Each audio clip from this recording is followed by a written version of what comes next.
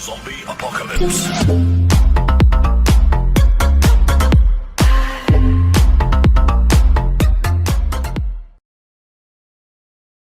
Veracruz me llena de orgullo. Veracruz, Gobierno del Estado.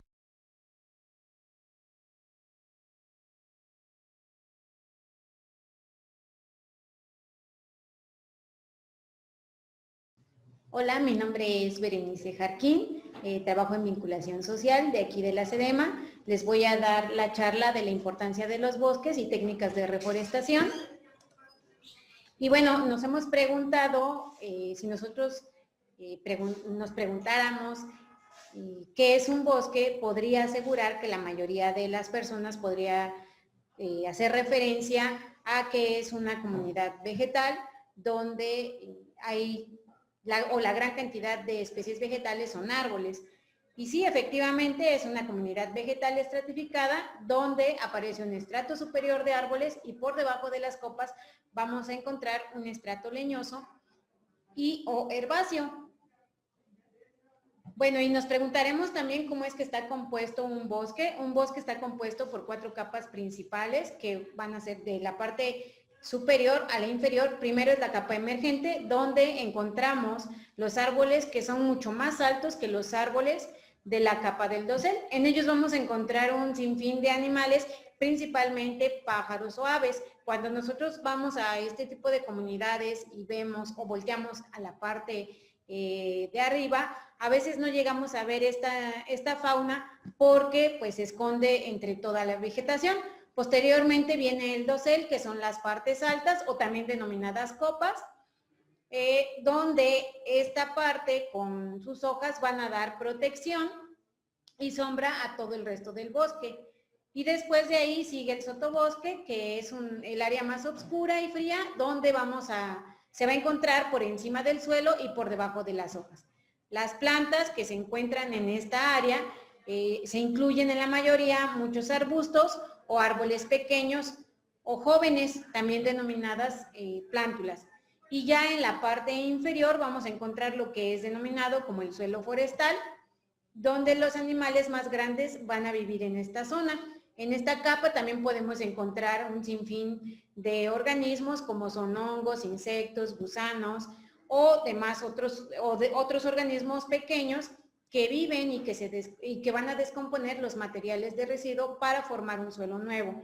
Ahora, una de las características para que nosotros veamos que esto es un bosque, debemos de tener en cuenta que estos árboles deben de medir al menos 5 metros de altura y debe de cubrir un mínimo el 10% de la superficie. Entonces, si nosotros cumplimos o vemos que esta comunidad vegetal cumple con estas características, la podemos denominar bosque. Y bueno, dentro de toda esta red que existe dentro de esta comunidad está la red alimentaria, y es donde cada uno de los microorganismos o organismos va a cumplir un papel fundamental en este ciclo. Es decir, cada uno va a estar interconectado directa o indirectamente. Por ejemplo, podemos ver en la imagen que está de fondo cómo es que interactúan algunos insectos con algunos mamíferos o con algunas otras plantas. ¿Qué pasa si nosotros quitamos o alteramos un organismo de toda esta red alimentaria? Lo que va a pasar va a ser 2 cosas. Una, ya sea que pongamos o presionemos a los organismos de tal manera que estos migren a zonas donde puedan encontrar el alimento, o bien pueden a la larga desaparecer, se pueden extinguir. Entonces, una importancia que tiene cada uno de estos organismos es que efectivamente nosotros no extraigamos ningún organismo o alguna parte, en el caso de las plantas, para evitar alterar en la medida de lo posible pues esta red alimentaria. Y bueno, nosotros nos hemos preguntado, o en sinfín de documentales hemos escuchado que México es un país megadiverso, y precisamente es megadiverso debido a que a lo largo del territorio mexicano podemos encontrar casi todos los tipos de vegetación que existen en el mundo. En la gráfica que vemos en la parte inferior derecha podemos observar que tenemos la parte de anfibios y ocupa el cuarto lugar, o sea, México ocupa el cuarto lugar, en cuanto a reptiles es el segundo, en mamíferos es el tercero y en plantas el quinto lugar. Estos datos, cabe aclarar que no son datos estáticos, los encontramos constantemente en movimiento debido a la extinción o al descubrimiento de nuevas especies. Y bueno, ¿qué es lo que pasa para Veracruz? Para Veracruz, de acuerdo con un sinfín de estudios sobre la biodiversidad, podemos encontrar que dentro del estado hay una gran riqueza en cuanto a flora y fauna. Esto no quiere decir que solamente hay riqueza de flora y fauna, sino que además conocemos, o los que vivimos en el estado, podemos darnos cuenta que hay una riqueza gastronómica, cultural, de etnias, etcétera.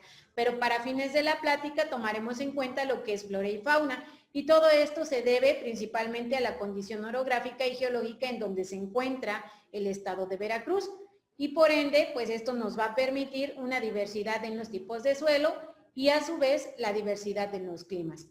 Bueno, esta diversidad biológica para el estado de Veracruz está reportado 18 tipos de vegetación, concentrándose en uno de los estados más ricos, acompañado, por ejemplo, del estado de Chiapas, Oaxaca y Tabasco.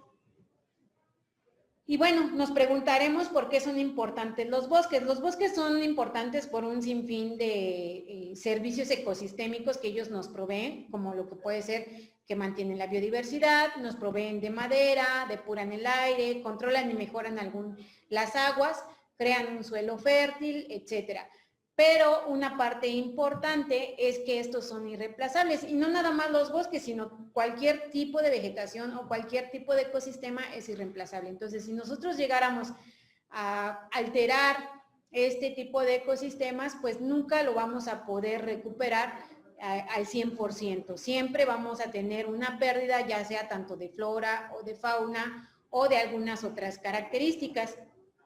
Y bueno, también nos preguntaremos ¿por qué más son importantes los bosques? Los bosques también son importantes porque de ellos podemos obtener algunos alimentos, tanto para las personas que vivimos cerca de ellos como las personas que viven dentro de ellos. ¿Cuántos de nosotros hemos acudido a lo mejor a algún mercado o algún tianguis donde van estas marchantas y nos ofrecen algunos de los productos, como los hongos, algunas partes de algunas plantas, algunos otros organismos como insectos para cuestiones comestibles? También son importantes porque ellos van a ser los que nos ayuden a mitigar el cambio climático. Esto lo podemos ver muy claro porque, por ejemplo, si nosotros vamos al bosque y podemos hacer una caminata, nos damos cuenta que cuando estamos directamente al sol, pues obviamente pues la temperatura es mucho mayor. Cuando nosotros nos sentamos tal vez a descansar de esta caminata, podemos ver que pues, nos podemos refrescar. Entonces, todo esto también ayuda a nivelar estas temperaturas y a contener la humedad, por ejemplo. Entonces, ¿qué pasa si nosotros retiramos toda la cobertura forestal? Es que vamos a incrementar las temperaturas. También lo que hacen es que proporcionan el hábitat de muchos de los polinizadores que son esenciales para la producción alimentaria, como las abejas, algunos murciélagos, algunos otros insectos. Y bueno, además también proporcionan más de 86 millones de empleos verdes. ¿Qué quiere decir esto? Los empleos verdes son aquellos empleos que se pueden dar de alguna manera siempre y cuando se mantengan las condiciones favorables del bosque. En la parte superior izquierda podemos observar, por ejemplo, estas personas que extraen algunas partes de las plantas, por ejemplo, para hacer algunos abanicos. En algunas otras comunidades, ¿qué es lo que pasa? Que se organizan y se crean campañas de reforestación. ¿Por qué? Porque de esa zona extraen leña para el consumo de su hogar. En la otra fotografía podemos observar las mujeres que cosechan el café de sombra. El café de sombra también es uno de los agroecosistemas que promueven o que de alguna manera mantienen la estructura de un bosque. Entonces, actualmente también se cosecha el café de sol, que es una gran problemática. ¿Por qué? Porque lo que pasa es que quitan toda la cobertura forestal, meten el café de sol y sí da unos altos rendimientos, pero ¿qué es lo que pasa? Que al dar altos rendimientos, ellos están gastando también en insumos. Entonces, es un pro y un contra, ¿no? Entonces, el mantener este tipo de agroecosistemas o el café de sombra nos va a permitir contener de alguna manera la estructura de los bosques. En las partes de abajo podemos ver, por ejemplo, estas señoras son unas personas que se encuentran en la península de Yucatán y lo que ellas hacen es que extraen estos troncos que se caen y los ahuecan y ahí ponen las colmenas de las abejas meliponas precisamente para poder cosechar la miel. Entonces ellas le dan un valor agregado porque pues bueno, esta miel se utiliza principalmente para cuestiones gourmet. Otro dato que me gusta ponerles es el de las cañadas, que se encuentra aquí en Huatusco, y ellos, además de promover que se mantengan los bosques, lo que hacen es dar algunos cursos, como por ejemplo el cultivo del hongo shiitake, que también se ocupa para cuestiones gourmet, y que además, bueno, una vez que ellos lo cosechan, pues te enseñan cómo es que a través de estos troncos de los encinos también les generan pequeños agujeritos, ponen las cepas y ahí es donde crecen los hongos. Algunos otros servicios es que, como yo les mencionaba, efectivamente, si no hubiera polinizadores o los cultivos que se crean o que se ponen cercanos a estas zonas boscosas, no habría el alimento para los polinizadores, entonces no podríamos tener las cosechas que tienen estas personas cerca de los bosques. ¿Por qué? Porque no habría los polinizadores como las abejas o como algunos insectos o algunos murciélagos de los cuales dependen para que se den las cosechas. Otra cosa es que se pueden extraer de estos algunas partes como algunos bejucos, algunas lianas, para poder generar este tipo de artesanías que es la cestería. Y bueno, el caso que les mencionaba de la meliponicultura, que es la obtención de la miel. Entonces, ¿qué pasa? Que se están poniendo los cajones muy cercanos a las zonas de bosques porque pues hay una gran cantidad de insectos o de polinizadores que ayudan precisamente a generar todo este alimento constante para pues las abejas o para estos insectos. La otra es esta organización que se llama Opojal. Lo que ellas hacen son una organización que se dedica a la cosecha o a la recolección de las acículas de los pinos, es decir, de las hojas, y hacen cestería y también hacen algunas artesanías de joyería. Y bueno, el conocido café de sombra. Y bueno, ¿cuántos de nosotros también no hemos echado mano o nuestra mamá no ha echado mano precisamente de estos remedios caseros? O sea, de que tómate un té de tal planta o de tal raíz o de tal corteza para que te alivies de algún mal. Entonces también es una importancia cultural que se genera a través de todos estos servicios que nos provee el bosque. Y bueno, ahorita vamos a ver un video que se llama Bosques y Cambio Climático y posteriormente continuamos con la charla.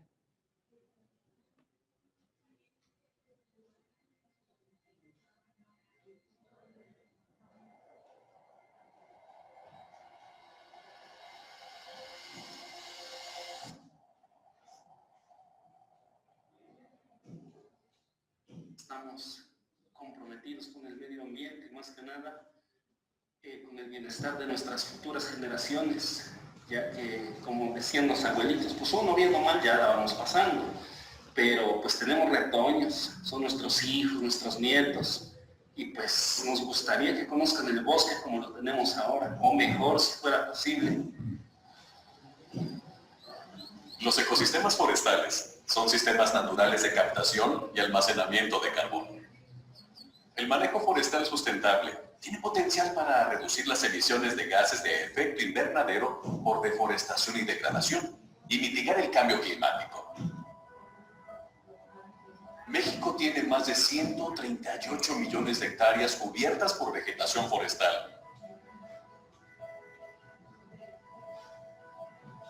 El 45% de estos bosques Pertenece a ejidos y comunidades rurales en un sistema de propiedad colectiva específico de México.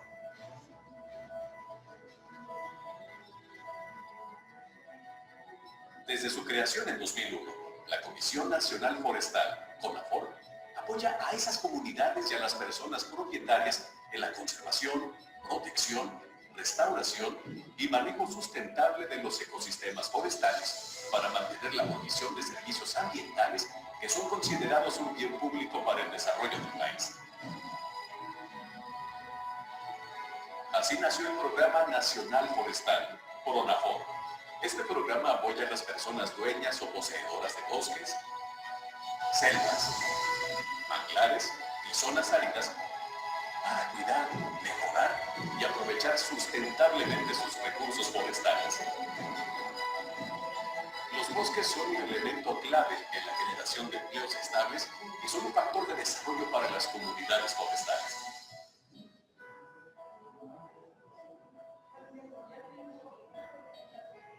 El Gobierno de la República implementó el proyecto Bosques y Cambio Climático, en colaboración con el Banco Mundial, para promover la gestión sustentable de los bosques por parte de ejidos y comunidades.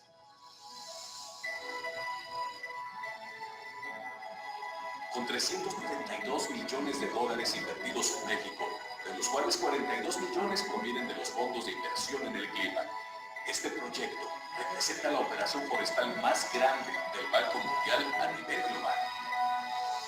Inició el 20 de noviembre de 2012 con el objetivo de apoyar a las comunidades rurales de México para que puedan gestionar sus bosques de manera sostenible, desarrollar la organización social y generar ingresos adicionales a partir de productos y servicios forestales, incluida la reducción de las emisiones debidas a la deforestación y la degradación forestal. Red Más.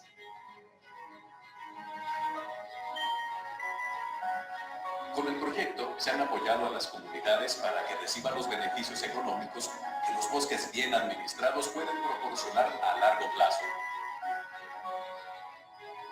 Este proyecto desarrolló 3 componentes. Diseño de políticas y fortalecimiento institucional. Al final del proyecto se cuenta con sistemas de monitoreo y evaluación de los programas de la CONAFOR más robustos y que generan información útil para la institución y para el país.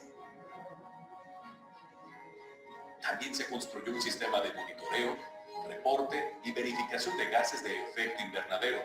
Se desarrollaron prácticas de inclusión y salvaguardas sociales y ambientales, y se firmaron convenios de colaboración con diferentes instituciones. Se ha fortalecido la coordinación con la Secretaría de Agricultura, Ganadería, Desarrollo Rural, Pesca y Alimentación, SAGARPA, y con la Secretaría de Medio Ambiente y Recursos Naturales, Semarnat, para impulsar un modelo de manejo integrado del territorio que contribuya al desarrollo rural sustentable.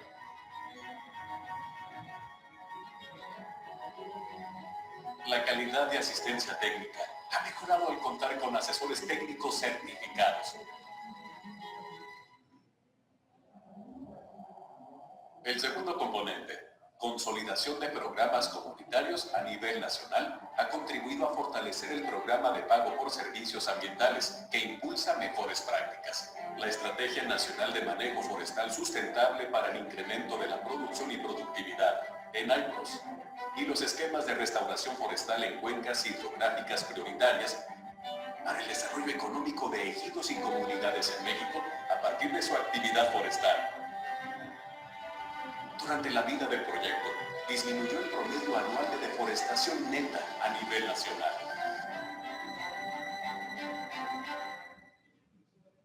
Todo aprovechamiento de cultivo de cualquier comunero pues, se hace mediante un permiso y mediante áreas designadas para eso, ¿no?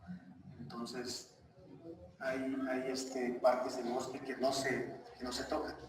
No se tocan porque están destinadas a la conservación de la flora y fauna. El tercer componente, innovación de la estrategia Red Más en áreas de acción temprana, apoyó la elaboración de la Estrategia Nacional para la Reducción de Emisiones por Deforestación y Degradación Forestal en la Red Más. Gracias a este componente, se suscribió un convenio de colaboración con la SAGARPA para alinear las políticas agropecuarias con las forestales, y se pusieron en marcha programas especiales que se aplicaron en 2 regiones específicas, cuencas costeras de Jalisco y en la península de Yucatán.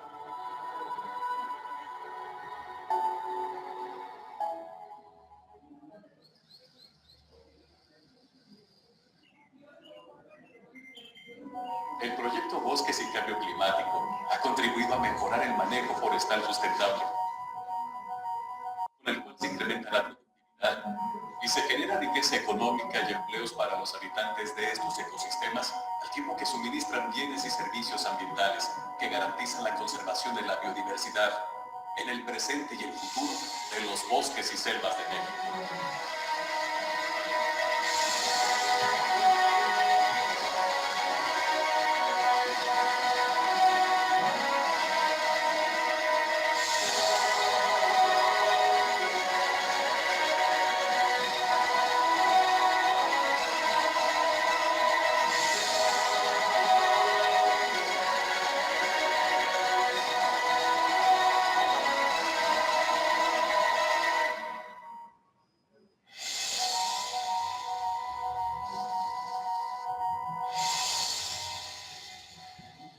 Bueno, y por ejemplo, para Veracruz, me gusta ponerles este caso de éxito, que es el de el ejido de la Selva. Este se encuentra en la región de Guayacocotla. ¿Qué es lo que pasa? Que ellos se organizaron de tal manera que, por ejemplo, generaron empleos, más o menos 9,360 jornales, y lo que permitió es aumentar el ingreso adicional a 1.2 millones de pesos al año. Este aserradero o el lugar donde hacen el tratamiento de estas maderas para poderlas vender de manera certificada, lo que les ha ayudado también es aumentar los precios de la madera en rollo, donde, por ejemplo, para el 2015 más o menos había aumentado a 1,600, cuando en el 2010 se estaba vendiendo en 1,250. Entonces, al certificar esta madera, ¿qué es lo que pasa? Que pues obviamente el valor de este producto va en aumento. Además, lo que ellos hacen es que promueven la conservación de algunas de las especies como el pájaro carpintero, el gorrión, entre muchas otras. Otra cosa importante es que no nada más involucran pues al personal capacitado o especializado para trabajar con esta maquinaria, sino que involucran a toda la sociedad. Por ejemplo, algunos de los pobladores de las localidades aledañas, además de que esto evita que pues estos migren a otros lugares por no tener una fuente de empleo. Entonces han participado mujeres, han participado jóvenes, y qué es lo que se puede llegar a hacer, precisamente armar un programa o un caso de éxito como es el del ejido de la Selva. Ahorita les voy a mostrar, bueno, ya vimos en el video anterior que es de un red, entonces ahorita lo vamos a ver y posteriormente les voy a explicar a continuación lo que sigue.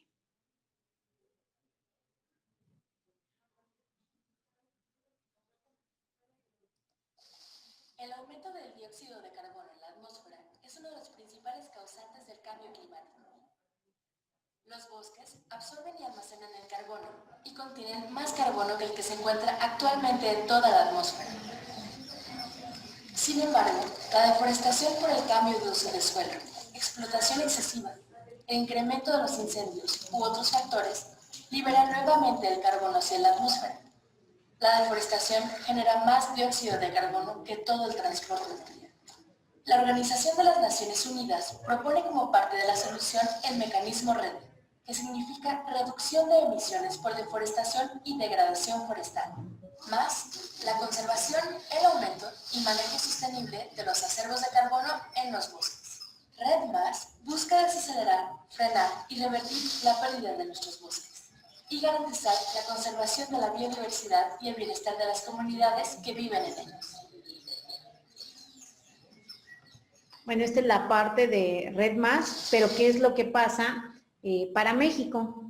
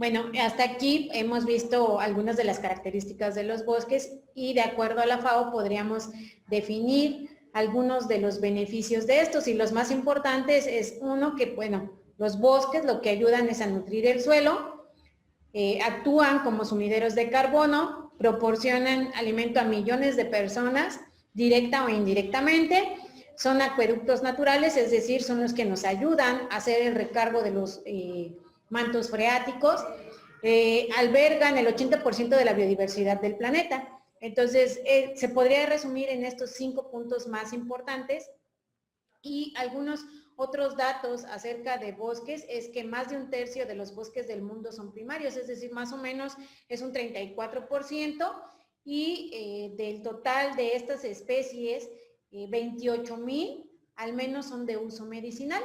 La mayoría de la biodiversidad terrestre la vamos a encontrar en este tipo de ecosistemas.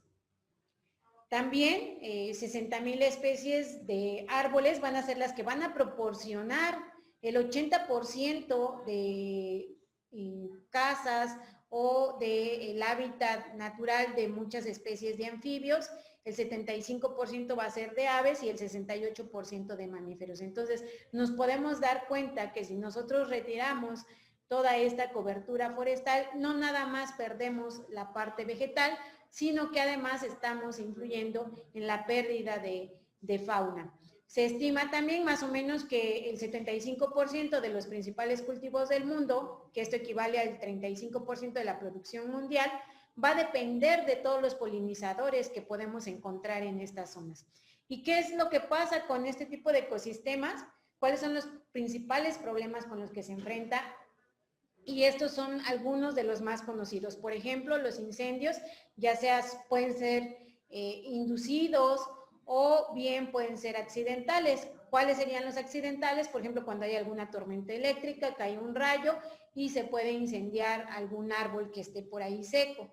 Otro problema grave son los cambios de uso de suelo, como en el caso de algunas zonas donde lo que se hace es se quita toda la cobertura forestal y se pone para ganado. Y un caso muy conocido y que me gusta mencionarlos es el caso de Michoacán, donde lo que están haciendo es que están quitando todos estos bosques templados para poder meter el cultivo de aguacate. Y una gran problemática es que meten este cultivo y al ser un monocultivo y que no hay una gran variedad de plantas, puede llegar alguna plaga a atacar directamente este cultivo y no hay manera de tener algunos controles biológicos. Otro caso importante es la parte de la tala clandestina. ¿Cuántos de nosotros no hemos visto que en algunas carreteras, por ejemplo, vemos estos camiones llenos de carga de madera que precisamente no sabemos si es legal o ilegal? Entonces también falta una regulación en esa parte. Bueno, este es uno de los videos que me gusta ponerles sobre los bosques lluviosos o bosques nublados y posteriormente les voy a poner uno de bosques templados. Ecosistemas de México.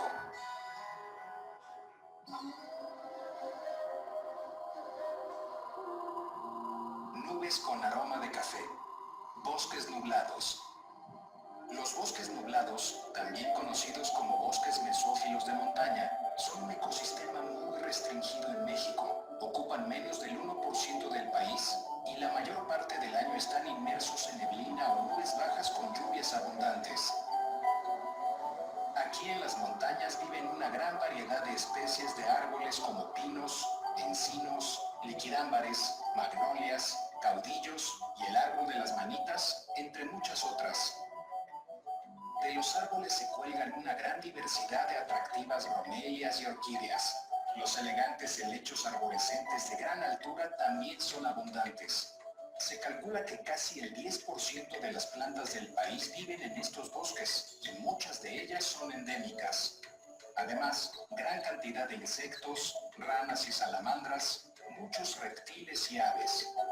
Es el hogar de los míticos quetzal y pavón, y del poderoso jaguar y el pequeño tigrillo.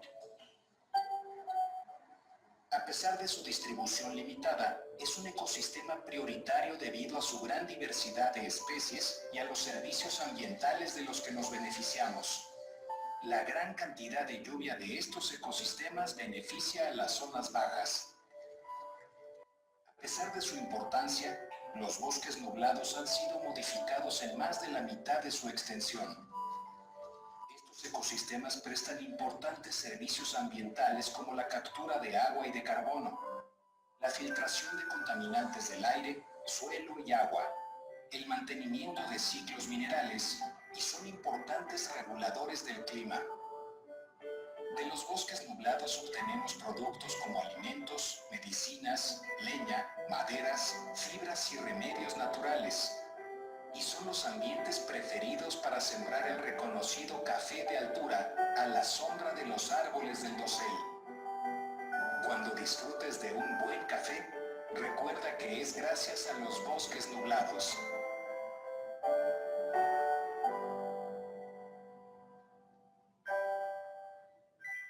Bueno, a continuación viene el video de bosques templados, también para que más o menos se den una idea cuál es la riqueza que podemos encontrar en uno y cuál es la que podríamos encontrar en otro tipo de bosque. Ecosistemas de México.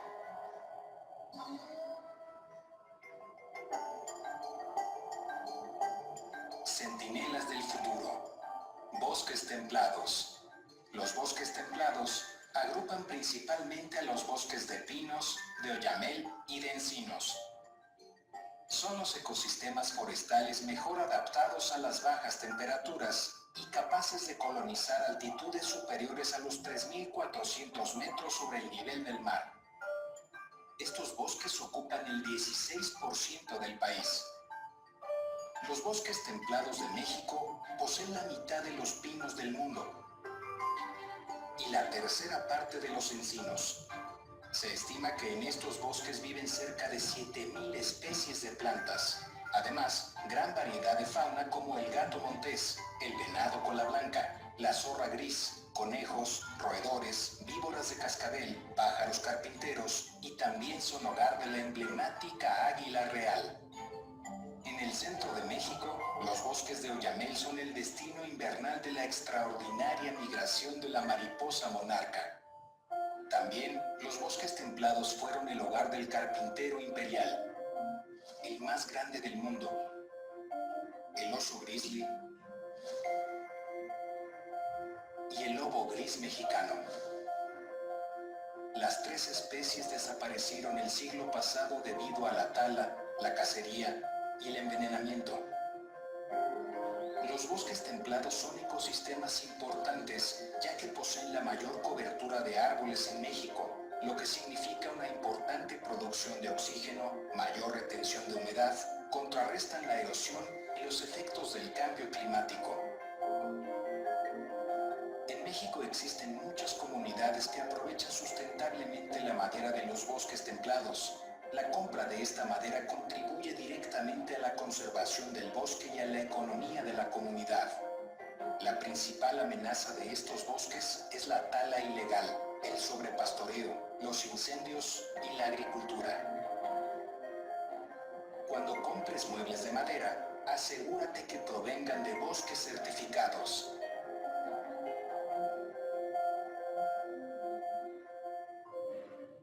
Y bueno, ya viendo toda esta parte, nos podríamos preguntar cuál es el bosque más cercano. Entonces, cuando ustedes salgan o volteen a ver en alguno de sus viajes tal vez familiares, podrían tener mayor percepción para ver qué tipo de bosque es el más cercano en donde ustedes viven.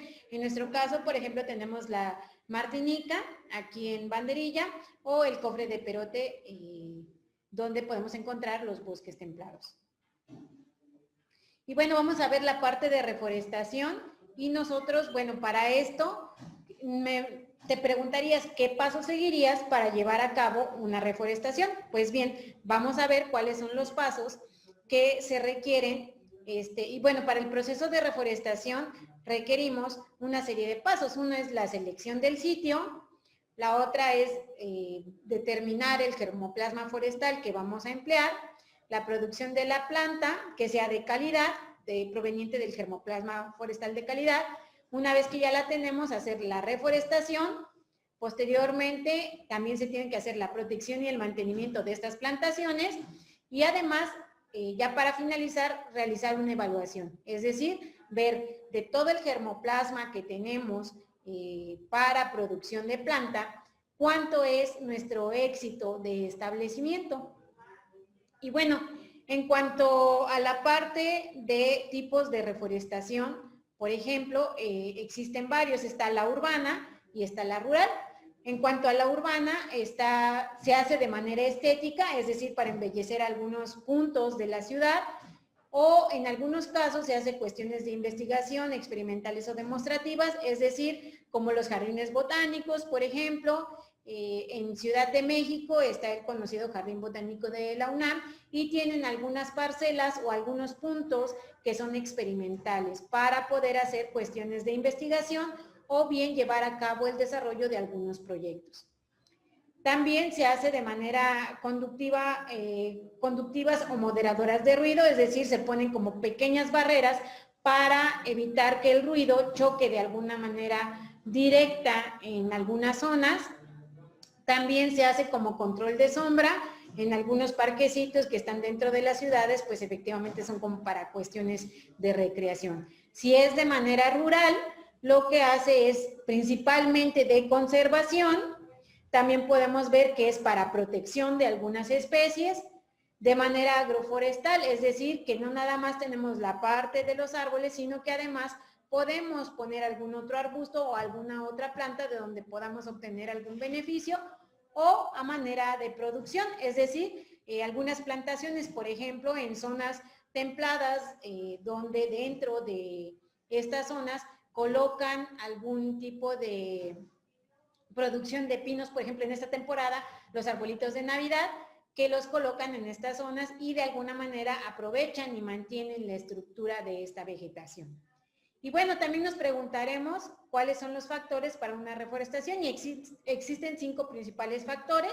Uno es la selección correcta de las especies en el sitio a reforestar, es decir, por ejemplo, del lado derecho es una buena especie que es un ahuehuete, o Taxodium mucronatum, que es una especie ribereña. Si queremos reforestar estas zonas donde hay el afluente del río, se van a poner especies de zonas ribereñas. ¿Qué pasa con la que está del lado derecho? Que es una especie que viene de Sudamérica, son las comúnmente llamadas casuarinas, que en muchos lados, sobre todo en las ciudades, se meten este tipo de especies precisamente para hacer reforestación de algunos parques o algunas zonas urbanas. ¿Qué pasa con estas especies que pueden llegar a ser competitivas con las que originalmente se encontraban en la zona? La otra es el uso de un germoplasma de la mejor calidad genética y fenotípica. ¿Qué quiere decir esto? Que debe de venir de los árboles más vigorosos o más frondosos que nosotros podamos ver a simple vista. Una vez que los identificamos, a través de ellos vamos a obtener las semillas que vamos a almacenar para tener nuestro resguardo de germoplasma para hacer nuestras plantaciones. Después, tener un buen sistema de producción de planta y transporte, es decir, tener un área destinada donde vamos a hacer la colocación de las semillas y tener todos estos cajones o plantas o plántulas donde las vamos a mantener hasta obtener cierta altura para después trasladarla al sitio a reforestar. Además, una vez que tenemos, debemos de plantarlas en la época adecuada. Es decir, para que nosotros tengamos un éxito en la sobrevivencia de las especies, ¿qué es lo que va a pasar? Que necesitamos hacerlo, pues por ejemplo, en temporada de lluvia. Si nosotros vamos y colocamos estas plantas que obtuvimos en la época de secas, pues el éxito de establecimiento va a ser mínimo.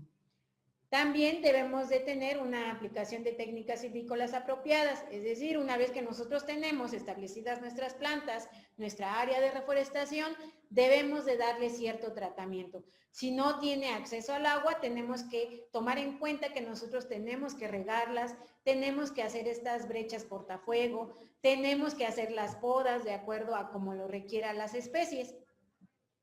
Y bueno, ¿qué es lo que pasa? Además, que también debemos de seleccionar el sitio de estudio donde vamos a llevar a cabo la reforestación y se puede hacer de 2 maneras. Una, mediante estas visitas o o caminatas donde puedes identificar y georreferenciar las zonas que tú vas a reforestar. Actualmente ya podemos echar mano de algunas tecnologías, como es el caso de los drones, y podemos obtener una vista panorámica donde es que podemos llevar a cabo la reforestación.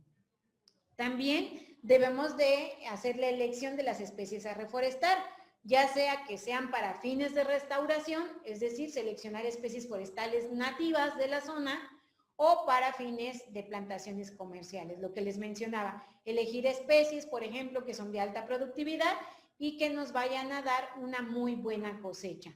Por ejemplo, es muy conocido los casos donde se hacen estas plantaciones, sobre todo en esta época, para los arbolitos de Navidad.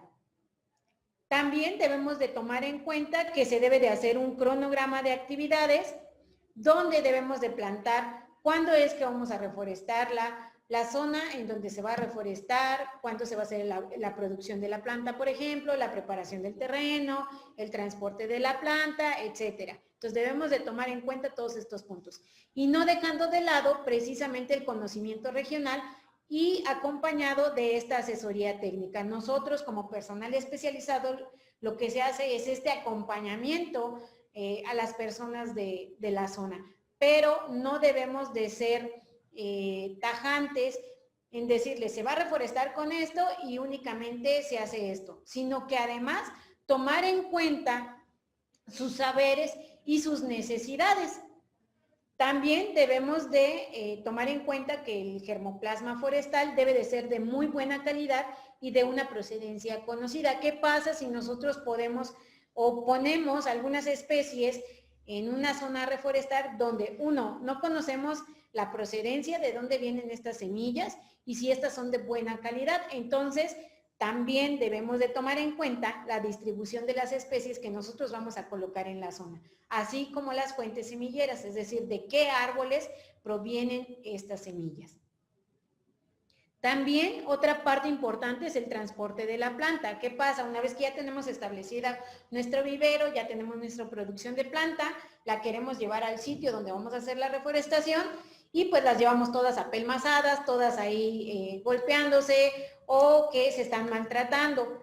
¿Qué pasa? Como el caso de esta camioneta donde se ponen los arbolitos y si las vas a trasladar una grande distancia y vas en carretera, el golpeteo del aire en las hojas directamente de los árboles, ¿qué es lo que pasa? Que afecta la parte fisiológica, o sea, estamos interrumpiendo las columnas de agua y por ende cuando ya lleguemos al sitio de estudio ya todas las plantas van a llegar marchitas. ¿Por qué? Porque ya les hicimos un daño, una obstrucción de aire dentro de toda esta columna de agua. Entonces, a manera de fisiología, eso es lo que pasa y por eso cuando llegamos a la zona de estudio o donde vamos a reforestar, pues las plantas prácticamente llegan muertas.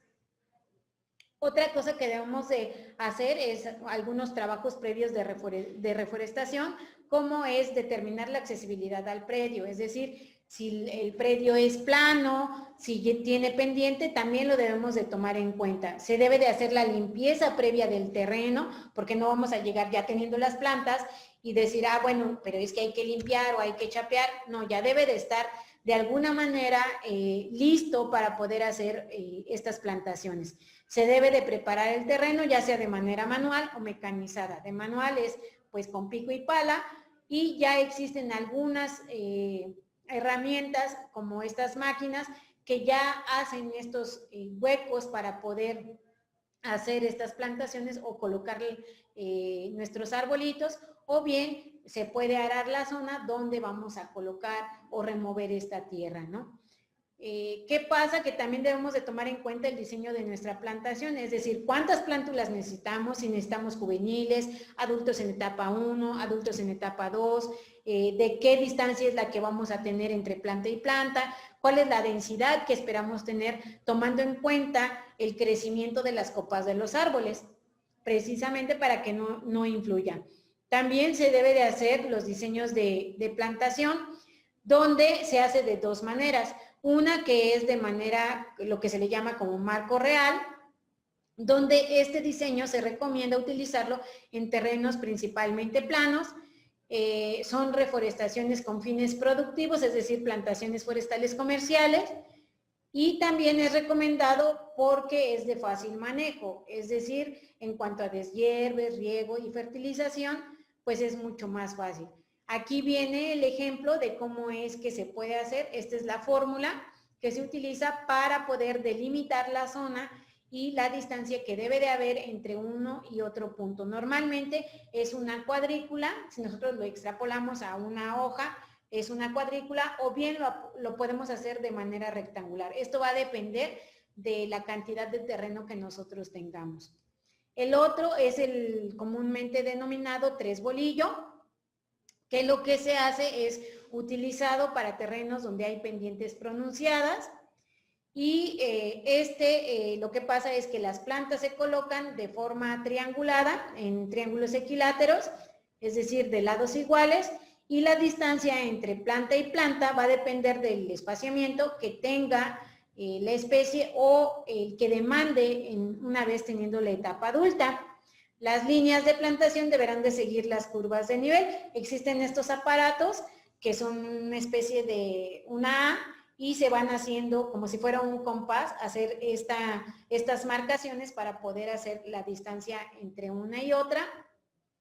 Y lo que va a pasar es que con este tipo de plantación se va a minimizar el arrastre del suelo y a su vez vamos a aprovechar los escurrimientos. Por ejemplo, en las imágenes podemos ver cómo es que se quedan como los cuadritos, y todo esto debe ser planeado, como les mencionaba, de acuerdo a las curvas de nivel, y estas son las fórmulas que se emplean para poder hacerlo.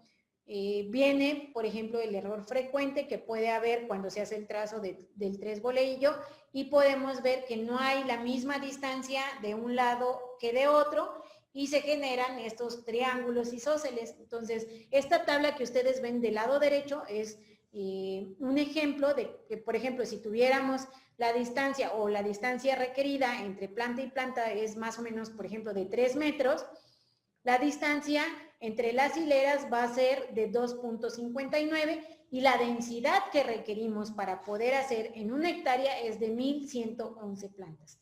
Entonces aquí viene a manera de ejemplo cómo es que se debe de hacer y cuál es el error que se comete al hacer esta parte.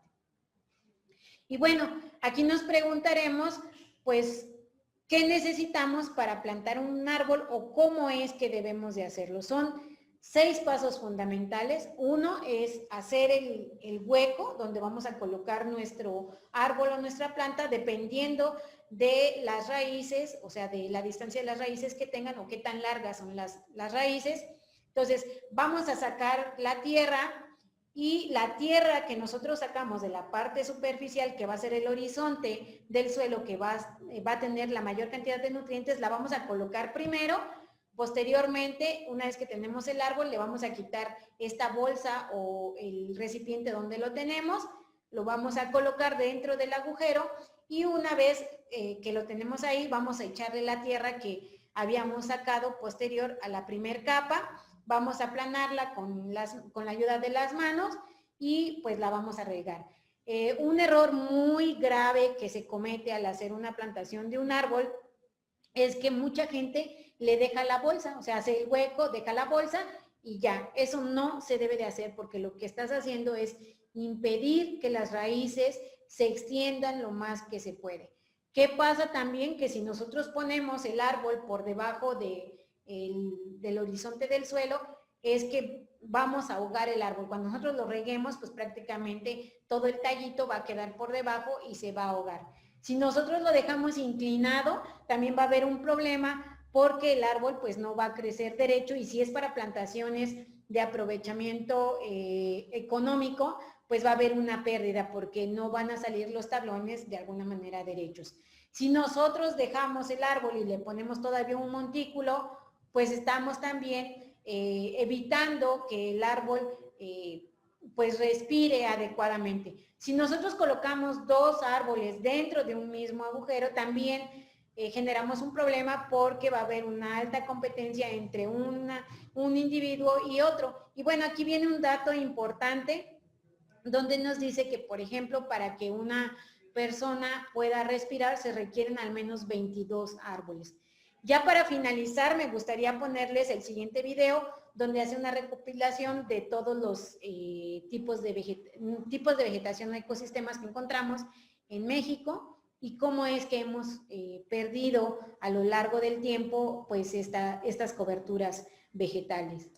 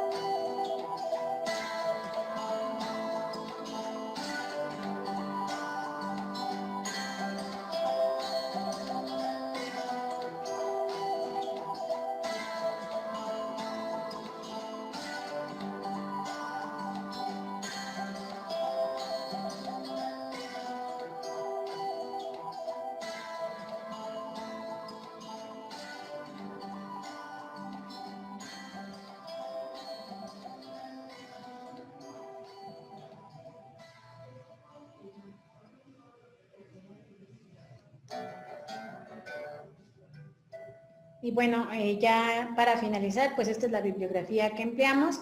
Espero les haya gustado y que se lleven algunas de las reflexiones de los videos, pues que les sirvan. Gracias. Veracruz me llena de orgullo.